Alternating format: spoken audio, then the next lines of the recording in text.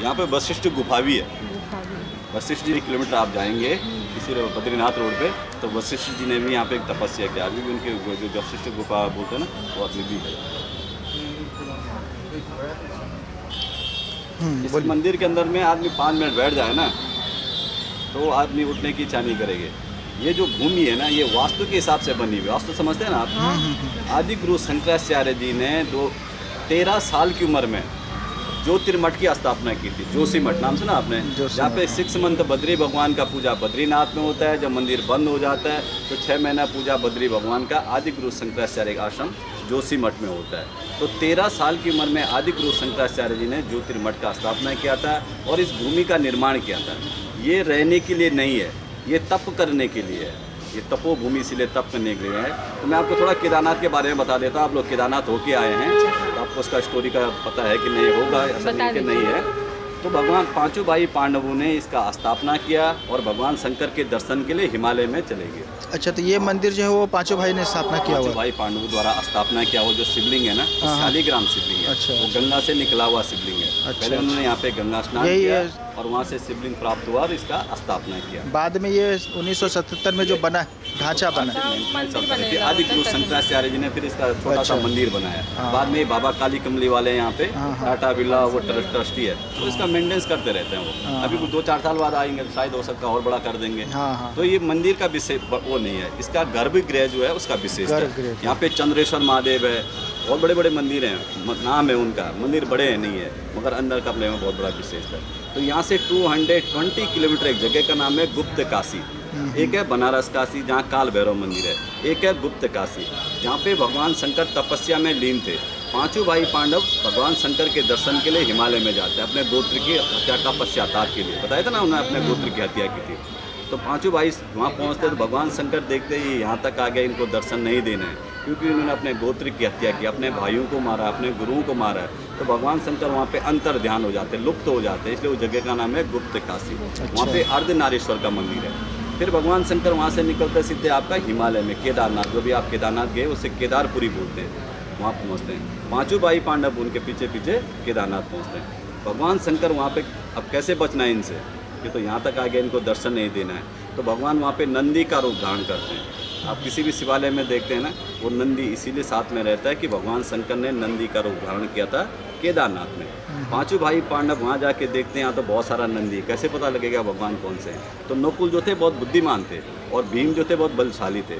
तो आपने मंदिर देखा होगा, मंदिर के साइड में मेरु पहाड़ी है और इधर सुमेरु पहाड़ी है, 2 पहाड़ी हैं। तो नकुल बोलते भैया भीम ऐसा करो, पहाड़ में खड़े हो जाओ, एक पाँव इधर करके एक इधर करके, जितनी भी नंदियाँ आपके पाँव नीचे भेजेंगे, भगवान शंकर होंगे आपके पाँव के नीचे नहीं जाएंगे और हम उन्हें पहचान लेंगे। सारी नंदियाँ निकल जाती। जब भगवान शंकर की बारी आती तो भगवान शंकर फिर वहाँ अंतर ध्यान हो रहे थे, लुप्त हो रहे थे, उनको दर्शन नहीं देना चाह रहे थे। तब तक भीम जो है पीछे से वो नंदी का पूंछ पकड़ लेते हैं। तो आपने केदारनाथ मंदिर के अंदर में देखा होगा, जैसे नंदी का बैक साइड का पोर्शन है ना, ऐसे स्वयंभू बना हुआ है। आपने ध्यान से देखा होगा, आपको इतना टाइम तो मिला नहीं होगा क्योंकि वहाँ पर बहुत भीड़ रहती है। तो ऐसे स्वयंभू बना हुआ जैसे नंदी का बैक साइड का पोर्शन है। और मुख का जो दर्शन है वो नेपाल में पशुपतिनाथ मंदिर। अच्छा, मुख का दर्शन है नेपाल में पशुपतिनाथ मंदिर और बैक साइड का दर्शन है केदारनाथ। वैसे पंच केदार भी बोलते हैं अपने, केदारनाथ, रुद्रनाथ, तुंगनाथ, कल्पेश्वर, मधमेश्वर, ये 5 पार्ट में भगवान अलग अलग पार्ट भी हो गए थे, मगर उसके लिए तो बहुत अलग सा टाइम चाहिए। वहाँ जो हम केदारनाथ में दर्शन करके आए हैं, वो उनका पूछ ही था, पीछे का हिस्सा। अभी आपको कभी टाइम मिले भविष्य में 2-4 साल बाद, एक बार नेपाल जरूर जाना है आपने। नेपाल गए? हाँ, तो फिर आपका पूरा दर्शन हो गया। क्योंकि केदारनाथ दर्शन करने के बाद बोलते हैं, या पशुपतिनाथ दर्शन करने के बाद इधर आना पड़ेगा, इधर दर्शन करके उधर जाना पड़ेगा। तो आपने पहले मुख का दर्शन कर दिया, ये बोलिए ऐसा नहीं है ना, पहले ये कि पहले वो, नहीं, पहले तो आपने मुख का दर्शन वैसे भी कर दिया। कई लोगों को नहीं पता रहता ना, केदारनाथ जाते रहे उधर नहीं जाते, पहले पशुपतिनाथ करना फिर केदारनाथ करना, जरूरी नहीं है। मगर आप पहले इधर करिए या उधर करिए, वो कोई वो नहीं है। पूरा दर्शन हो गया वो, पूरा दर्शन करना। हाँ, ये तो हम लोगों को पशुपतिनाथ जाना आप जो, हाँ जरूर जाना सर, एक बार ना कभी भी टाइम मिले। दूसरा जो मतलब इसका एक भाग उधर है और एक भाग इधर है, ऐसा है। मुख का जो दर्शन है वो नेपाल में, अच्छा। बैक साइड का जो दर्शन है वो केदारखंड में। तो फिर पांचों भाई पांडव इसी रास्ते से स्वर्ग फिर वो जो आप इधर आइए ना, पकड़ लिया वो फिर धूप नहीं, इधर उनके बगल में खड़े। नहीं ठीक है, मैं तो कोई बात नहीं, आप उसका वहीं बैठ जाइए। हाँ क्या करें, पकड़ लिया जब उनको तो फिर उसके बाद फिर उन्होंने दर्शन दिया और वहाँ पे स्थापना किया इन्होंने। स्थापना वो स्वयंभू के रूप में बन गया ना, तो नंदी के रूप में। अच्छा, वो दर्शन उधर दिया। मतलब फ्रीज हो गए, जैसे बोलते हैं एकदम वो जाम स्वयंभू बन गया।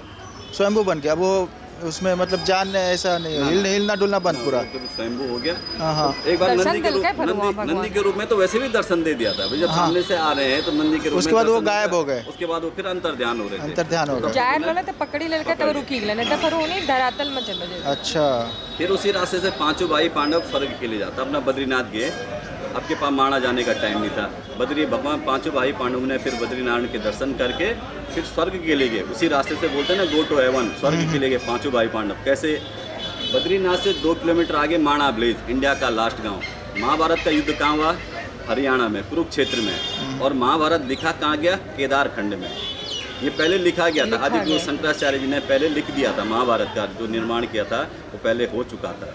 तो बद्रीनाथ से 2 किलोमीटर आगे माणा विलेज बोलते हैं, वहाँ पे व्यास गुफा, गणेश गुफा है।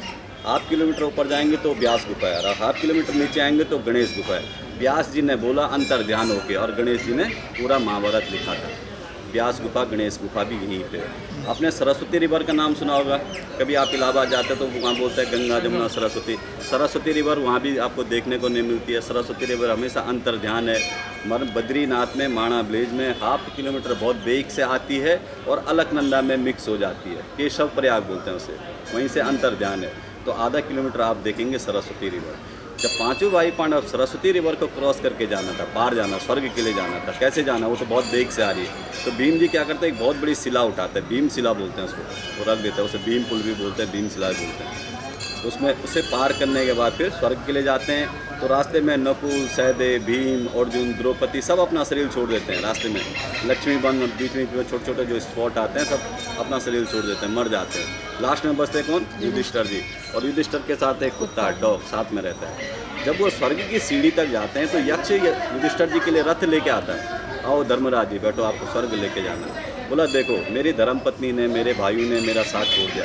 मेरे साथ एक कुत्ता है, एक ऐसा है जो मेरे साथ यहाँ तक आ गया। ये जाएगा तो मैं भी जाऊँगा, ये नहीं जाएगा तो मैं भी नहीं जाऊँगा। बोला ठीक है। वो तो धर्मराज की परीक्षा ली जा रही थी, वो तो धर्मराज थे। यक्ष भी उनकी परीक्षा ले रहे थे, क्योंकि वो जो कुत्ता था वो भैरव का रूप था। जो ही वो रथ में बैठते हैं उनका ये अंगुली कट जाता है, युधिष्ठिर जी का कट के अपने आप ही गिर जाता है। तो यक्ष से पूछते हैं, प्रभु मैंने ऐसा कौन सा पाप किया है कि जो मैं अपना पूरा शरीर स्वर्ग में लेके नहीं जा सकता हूँ? आपने लॉकडाउन में पूरा महाभारत देखा होगा।